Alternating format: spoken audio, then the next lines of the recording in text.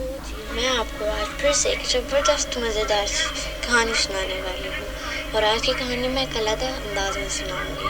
आज मैं आपको किरदार में घुस कर कहानी सुनाने वाली हूँ, तो please like and share this video and subscribe my channel. So let's get start the video.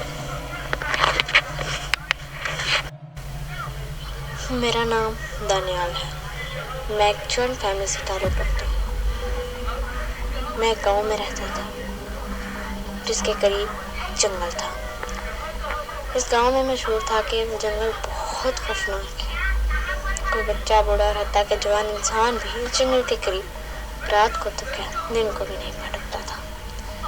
कोई नहीं जानता था इस जंगल की कहानी क्या है।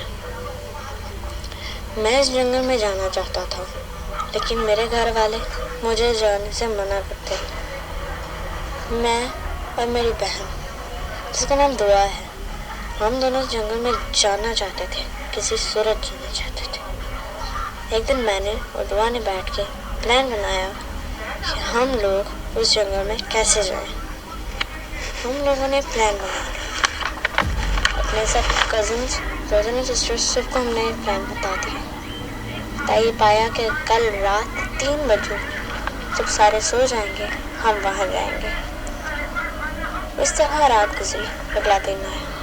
हम सब अपने जंगल में जाने की तैयारियां शुरू कर दी। फिर हम सब जाने को तैयार थे और यही हमारी सबसे बड़ी गलती थी।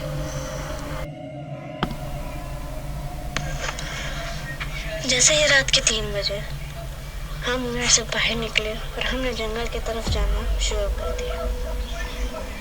हम में से 2 लड़कियां, जिनका नाम अन्ना और हरीम था, वो बहुत डरी हुई थी।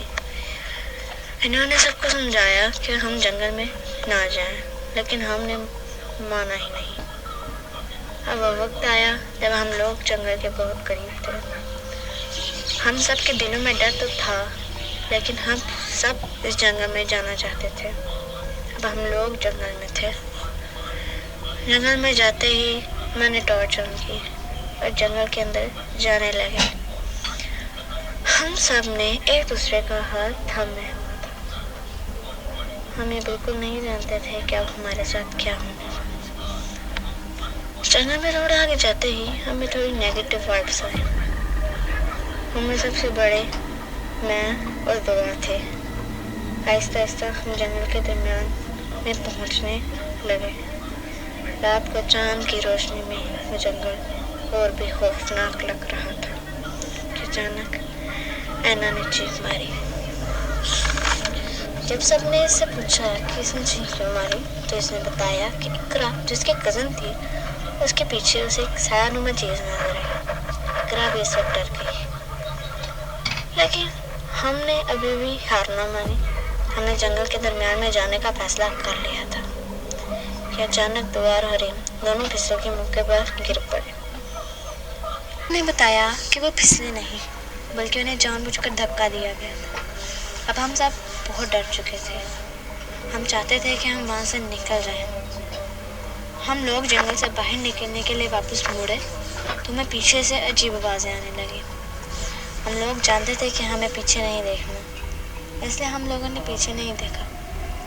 अब हम लोगों को ऐसा महसूस होने लगा कि हमारे पीछे कुछ चल रहा है, लेकिन फिर भी हमने पीछे नहीं देखा कि थोड़ी देर बाद हमें हमारे पीछे से आवाज़ आई, दुआ, दानियाल, आप लोग मेरी तरफ देखो ना।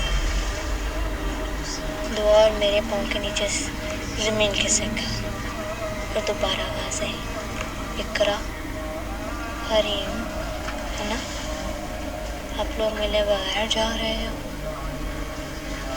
फिर आवाज़ आई, तैयबा, हुसनैन, अली, कहाँ जा रहे हो, मुझसे मिलोगे नहीं।